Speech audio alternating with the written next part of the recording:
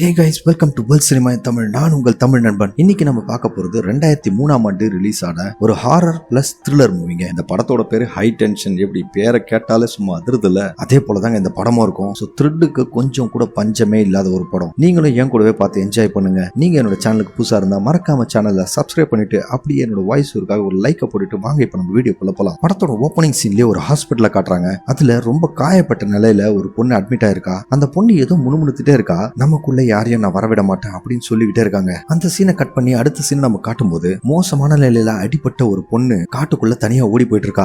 எப்படி அந்த காட்டுக்குள்ள இருந்து வெளியே வந்து ரோட்ல ஓடிட்டு இருக்கும்போது ஒரு காரை பார்த்து நிறுத்துறா. அதிர்ஷ்டவசமா அந்த காரும் அந்த பொண்ணுக்காக நிக்குது. அந்த டிரைவரும் காரை நிறுத்திட்டு அந்த பொண்ணை பார்க்கும்போது அந்த பொண்ணு ரத்த வெள்ளத்துல வந்து அவனுக்கு உதவிக்காக கேட்கறா. கரெக்டா அந்த சீன் கட் ஆகி அதே பொண்ணை காட்டும்போது அவ தூக்கத்துல இருந்து எழுந்துக்கிறாங்க. நமக்கு இதை பார்க்கும்போது ஏதோ கனவு மாதிரி இருக்கு. இந்த பொண்ணு தாங்க நம்ம படத்தோட ஹீரோயின். இந்த பொண்ணோட பேரு மேரி. அவளோட ஃப்ரெண்ட் அலெக்ஸ்ன்ற ஒரு பொண்ணு கூட அலெக்ஸோட ஃபேமிலியோட வீக்கெண்ட் ஸ்பெண்ட் பண்றதுக்காக கண்ட்ரி சைட் போயிட்டு இருக்காங்க. கார்ல போயிட்டு இருக்கும்போது மேரி அலெக்ஸ் கிட்ட அவளோட கனவு பத்தி சொல்லிட்டு இருக்கா. அவ ரொம்ப காயப்பட்டு ஓடி போயிட்டு இருக்கும்போது யாரா அவளை துரத்துற மாதிரி இருந்ததாகும். திரும்பி பார்த்தா அவளே தான் அவளை துரத்திட்டு இருக்கா அப்படின்ற விஷயத்த அவகிட்ட சொல்றா. ரெண்டு பொண்ணுங்களும் கார்ல மியூசிக்கை போட்டுக்கிட்டு ஜாலியா போயிட்டு இருக்காங்க. அதே சமயத்துல நமக்கு அலெக்ஸோட வீடை காட்டும் போது அலெக்ஸுக்கு டாம்னு ஒரு தம்பி இருக்கான். அதே சமயம் அலெக்ஸோட அம்மாவையும் நமக்கு காட்டுறாங்க. இதெல்லாம் நடந்துட்டு இருக்கும் போதே அலெக்ஸோட வீட்டு பக்கத்துல ஒரு ட்ரக் நின்னுட்டு இருக்கு. நமக்கும் அந்த ட்ரக் ஸ்லோவா ஜூம் பண்ணி காட்டிட்டு இருக்கும்போது உள்ள இருந்து யாரோ ஒரு பொண்ணோட தலையை வெட்டி அந்த ட்ரக்ல இருந்து தூக்கி அடிச்சுட்டு போயிட்டு இருக்காங்க. இதுல இருந்தே நமக்கு தெரியுது அந்த இடத்த சுத்தி ஏதோ ஒரு மர்மமான விஷயம் நடந்துட்டு இருக்குன்னு. இப்போ நைட் ஆயிடுதுங்க.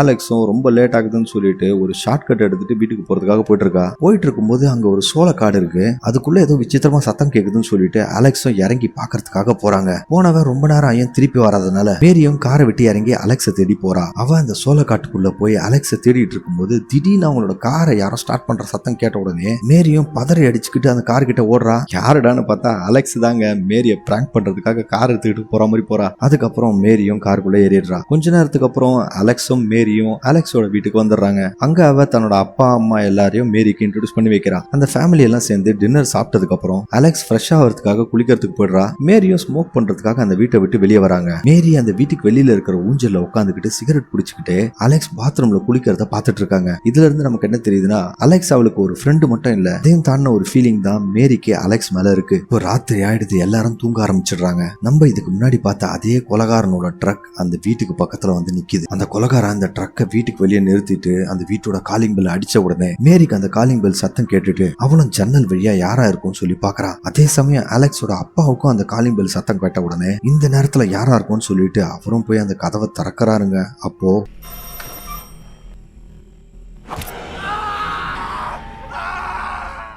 அந்த ஆளை அந்த கொலகாரன் அட்டாக் பண்றான். யாருன்னா அந்த ட்ரக்ல ஒரு பொண்ணோட தலையை வெட்டி தூக்கி போட்டானே அதே கொலகாரன் தான். இதை பார்த்த மேரி அப்படியே ஷாக் ஆகி நின்றுட்டு இருக்கும்போது அந்த கொலகாரனும் வீட்டுக்குள்ள வந்து அவங்க அப்பாவை டார்ச்சர் பண்ண ஆரம்பிக்கிறான். அந்த கொலகாரன் அலெக்ஸோட அப்பாவை படிக்கட்டுல இழுத்துக்கிட்டு போய் இந்த படியில இருந்த ரெண்டு கம்பிக்கு நடுவுல அவரோட தலையை சுருகி ஒரு டேபிள் எடுத்து அவரோட தலையை அப்படியே இடிச்சு தலையை துண்டாக்குறாங்க. அலெக்ஸ் நல்லா தூங்கிட்டு இருக்கான். ஆனா இந்த சத்தம் கேட்ட அவங்க அம்மா எழுந்துடுறாங்க. அதே நேரத்துல அலெக்ஸோட தம்பியும் எழுந்துடுறான். ஏதோ ஒரு ஆபத்தை உணர்ந்த அவங்க அம்மா பையனை ரூமுக்குள்ள போய் கதவை சாத்திக்கன்னு சொல்லிட்டு என்னவா இருக்கும்னு சொல்லிட்டு அவங்களும் கீழே இறங்கி போய் பாக்குறாங்க. அவங்களோட புருஷனோட தலை இல்லாத முண்டத்தை பார்த்து அவங்க ஷாக் ஆகி போய் நின்றுட்டு இருக்கும்போது அந்த கொலகாரன் இந்த லேடியை கொலை பண்றதுக்காக கையில ஒரு சவரம் பண்ற கத்தி எடுத்துட்டு வரான். மேரிக்கு அலெக்ஸோட அம்மா கத்துற சத்தம் நல்லா கேக்குது. ஆனா ஒவ்வொரு பயத்தினால அவளுக்கு ஹெல்ப் பண்ண முடியாம அவளும் பயந்து போய் கதவை சாத்திக்கிட்டு உள்ள உட்காந்துட்டு இருக்கா. அந்த கொலகாரன் மேரி இருக்கிற ரூம் நோக்கி நடந்து வந்துட்டு இருக்கும் போது மேரி அந்த ரூமுக்குள்ள யாருமே இல்லாத மாதிரி எல்லாத்தையும் கிளீன் பண்ணி வைக்கிறா. அந்த ரூம்ல இருந்த ட்ரேசஸ் எல்லாம் அழிச்சிட்டா கண்டிப்பா அந்த கொலகாரன் இந்த குடும்பத்தை தவிர வேற யாரும் இல்லைன்னு நினைச்சுப்பான்னு சொல்லி இதை செய்யறான். அந்த கொலகாரனும் மேரியோட ரூமுக்குள்ள போய் பார்க்கும்போது மேரி போட்ட எஃபர்ட் பலன் அளிக்குது. அவன் அந்த ரூம் முழுக்க சல்லடை போட்டு தேடி பாக்குறான். ஆனா மேரி எங்கேயுமே இல்லைங்க. மேரி அந்த பெட்டுக்கடியில தான் ஒளிஞ்சிட்டு இருக்கான்றத பார்க்காத அவன் அந்த ரூம் விட்டு கிளம்புறான்.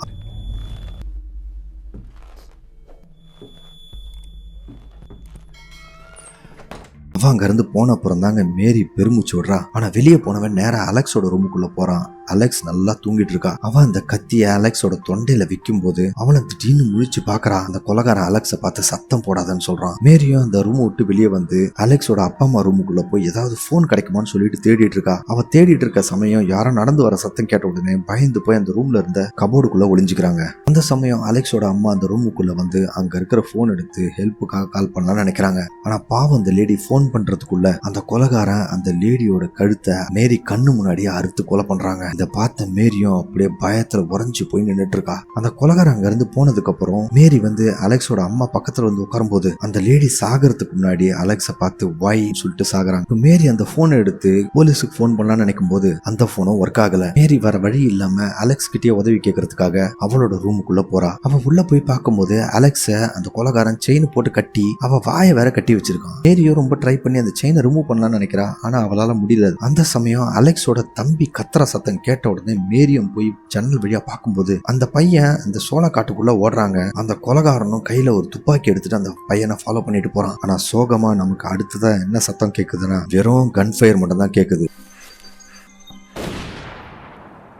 இதுல இருந்து நம்ம தெரிஞ்சுக்கலாம் அந்த பையனை அந்த கொலகாரன் சுட்டுட்டான். இப்ப அலெக்ஸோட மொத்த குடும்பமும் இறந்து போயிட்டாங்க. இருந்தாலும் மேரி அவ கூடவே தான் இருக்கா. எப்படியாவது அந்த வீட்டுல இருந்து ஏதாவது ஒரு போன் வழியா போலீஸுக்கு போன் பண்ணிடலாம்னு சொல்லிட்டு மேரியும் கிச்சன்ல போய் ஒரு போன்ல இருந்து ட்ரை பண்றா. ஆனா அந்த போனோட ஒயரும் கட் பண்ணிருக்கு. அவளும் மறுபடியும் அலெக்ஸோட ரூமுக்கு வரும்போது அந்த கொலகாரன் அலெக்ஸை தூக்கிட்டு போறாங்க. அவளை தூக்கிட்டு போய் அவனோட துரு பிடிச்ச ட்ரக்குக்குள்ள போட்டுட்டு மறுபடியும் வீட்டுக்குள்ள போய் அலெக்ஸோட ஃபேமிலி போட்டோல இருந்து அவளோட போட்டோவை மட்டும் கட் பண்ணி எடுத்துக்கிறான். அவன் அந்த வீட்டுக்குள்ள அதை செஞ்சுட்டு இருக்கும் போது அலெக்ஸை தப்பிக்க வைக்கிறதுக்காக அந்த ட்ரக்குக்குள்ள ஏறி போறா. அந்த நேரம் பார்த்துட்டு அந்த கொலகாரனும் வராங்க. இவனை என்ன பண்றது தெரியாம கையில ஒரு கத்தி எடுத்துக்கிட்டு அந்த கொலகாரன் வந்தா குத்திடலாம்னு சொல்லிட்டு வெயிட் பண்ணிட்டு இருக்கா. ஆனா அந்த கொலகாரன் மேரி அந்த ட்ரக்குக்குள்ள இருக்கிறத கவனிக்காம அந்த டோரை லாக் பண்ணிடுறான். இப்ப மேரி அந்த ட்ரக்கோட டோரை ஓபன் பண்றதுக்காக ரொம்ப ட்ரை பண்ணிட்டு இருக்கா. அதே சமயம் நமக்கு அந்த கொலகாரனை காட்டும் போது அவன் எடுத்துட்டு வந்த அந்த போட்டோவை அந்த ட்ரக்கோட ரேர் வியூ மிரர்ல ஒட்டுறாங்க. அங்க கூடவே இதே மாதிரி நிறைய பொண்ணுங்களோட போட்டோ இருக்கு. இதுல இருந்தே நமக்கு தெரியுது இவன் சாதாரண ஆள் கிடையாது, இவன் சைக்கோ கொலகாரன். அந்த ட்ரக் போயிட்டு இருக்கும்போது மேரி எப்படியோ அந்த டோரோட லாக் அன்லாக் பண்ணிடுறான். கொஞ்ச நேரத்துல அந்த ட்ரக் ஒரு பெட்ரோல் பங்க்ல நிக்குது. அந்த கொலகாரனும் வண்டிக்கு பெட்ரோல் போடுறதுக்காக போகும்போது மேரி அலெக்ஸோட தற்காப்புக்காக ஒரு கத்தி அவ கையில கொடுத்துட்டு அந்த கொலகாரன் கண்ணில் படாம இறங்கி அந்த கேஸ் ஸ்டேஷன்ல இருக்கிற கடைக்குள்ள போறா. கடைக்குள்ள போன மேரி அந்த கேஷியர் ஜிம்மின்றவங்க கிட்ட உடனே போலீஸுக்கு கால் பண்ணு அப்படின்னு சொல்றா. எதிர்பாராத விதமா அந்த கொலகாரனும் அந்த கடைக்குள்ள வந்த உடனே மேரி வேற வழி இல்லாம அந்த கடைக்குள்ள ஒளிஞ்சுக்கிறா. இந்த கொலகாரனை பத்தின டேஞ்சர் உணர்ந்த அந்த கடைக்காரன் ஜிம்மியும் பக்கத்துல எந்த ஒரு எக்ஸ்பிரஷனும் கொடுக்காம கூலா மெயின்டைன் பண்றான். அப்ப அந்த கொலகாரன் கையில ரத்தத்தை பார்த்த ஜிம்மியும் சேஃப்டிக்கு வச்சிருந்த துப்பாக்கி எடுக்கிறதுக்காக ட்ரை பண்ணும்போது அந்த கொலகாரன் ஜிம்மி கிட்ட எனக்கு ஒரு ட்ரிங்க் கிடைக்குமா அப்படின்னு கேட்ட உடனே ஜிம்மியும் ட்ரிங்க் எடுக்கிறதுக்காக அந்த கூலரோட டோரை ஓபன் பண்றான்.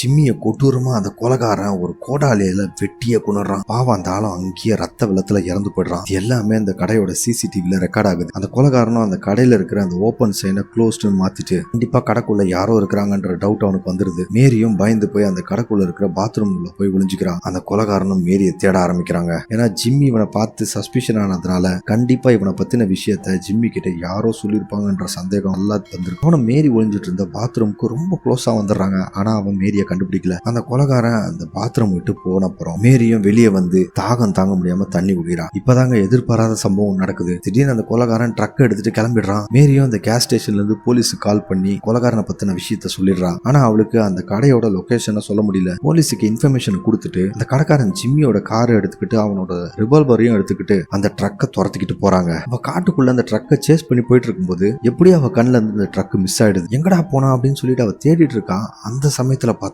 அந்த ட்ரக் இவளோட கார் பின்னாடி வந்துட்டு இருக்குங்க. அவன் அந்த ரிவால்வரை யூஸ் பண்ணலாம்னு நினைக்கும் போது அந்த கொலகாரன் அந்த ரிவால்வர்ல இருந்து புல்லட்டை ஏற்கனவே எடுத்துட்டு இருக்கான் போல. இப்போ அந்த கொலகாரன் விடாம மேரியோட காரை இடிச்சு அவளோட கார் ஒரு கட்டத்துல ஆக்சிடென்ட்ல சிக்கி கவுந்துருது. அந்த கார் கிராஷ்ல சின்ன சின்ன காயங்களோட தப்பிச்ச மேரி அந்த காட்டுக்குள்ள இருந்த ஒரு வீட்டுக்குள்ள போறா. ஆனா அந்த கொலகாரன் அவளை விடாம துரத்திக்கிட்டே வராங்க. மேரியும் அவகிட்ட இருந்து தப்பிச்சு போயிட்டு இருக்கும்போது அதிர்ஷ்டவசமா அங்க ஃபென்சிங் போடுற கம்பி நிறைய பாக்குறா. மேரியும் அதை வச்சு ஒரு கட்டையில அந்த பார்ப் ஒயரை நல்லா சுத்தி ஒரு வெப்பனை உருவாக்கிடுறா. அவன் அந்த கொலைகாரனை அட்டாக் பண்ணலாம் நினைக்கிறதுக்குள்ள அந்த கொலைகாரன் பின்னாடி இருந்து மேரியோட முகத்துல ஒரு பிளாஸ்டிக் பேக்கை போட்டு அவளை மூச்சடைக்க வைக்கிறான். கொஞ்ச நேரத்துல மேரியும் மயக்கமாய் கீழ் வந்துடுறான். அதுக்கப்புறம் அந்த கொலைகாரன் கத்தி எடுத்து மேரியோட தொண்டையை அறுக்கலான்னு போகும்போது மேரி தன்னோட சக்தியெல்லாம் பயன்படுத்தி பக்கத்துல இருக்கிற ஒரு கல் எடுத்து அந்த கொலைகாரனோட மண்டையிலேயே அடிச்சிடறான். அவன் தலையில இருந்து ரத்தம் சொட்டிட்டு இருக்கு. அதுக்கப்புறம் மேரி அவ செஞ்ச அந்த வெப்பனை எடுத்து அந்த கொலைகாரன் சாகர வரையும் அவனோட தலையில அடிச்சு அடிச்சு கொலை பண்றாங்க.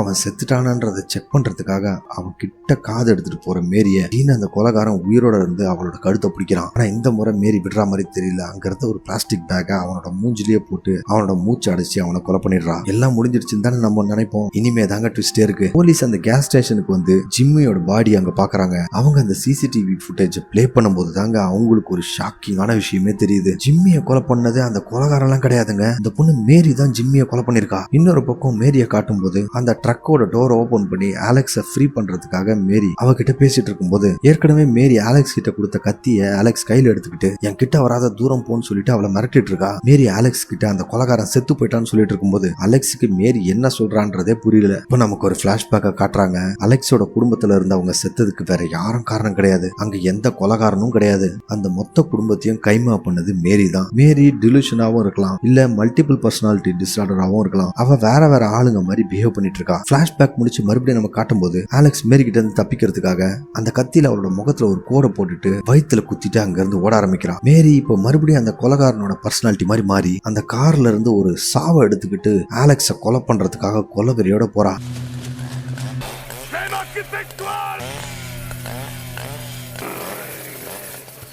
அந்த சமயம் தாங்க அலெக்ஸ் அந்த காட்டுல இருந்து ரோட்டு போடும்போது நம்ம படத்தோட முதல் சீன்ல பார்த்தா அதே கார் அங்க வருது. அதே டிரைவர் அலெக்ஸை பார்த்துட்டு அந்த காரை நிறுத்துறான். அந்த பொண்ணு அந்த காருக்குள்ள ஏறிட்டு சீக்கிரம் காரை எடுன்னு சொல்லிட்டு அழுதுட்டு இருக்கா. துரதிருஷ்டவசமா அந்த காரம் ஸ்டார்ட் ஆகல. மேரியும் அந்த சாவை எடுத்துக்கிட்டு ஓடி வந்துட்டு இருக்காங்க. அவங்க அங்க இருந்து எஸ்கேப் பாக்கிறதுக்கு முன்னாடி மேரி அவங்கள பிடிச்சி அந்த காரோட விண்ட்ஷீல்டு வழியா அந்த சாவை வச்சு அந்த டிரைவரை கண்டதுண்டமா வெட்டுறான்.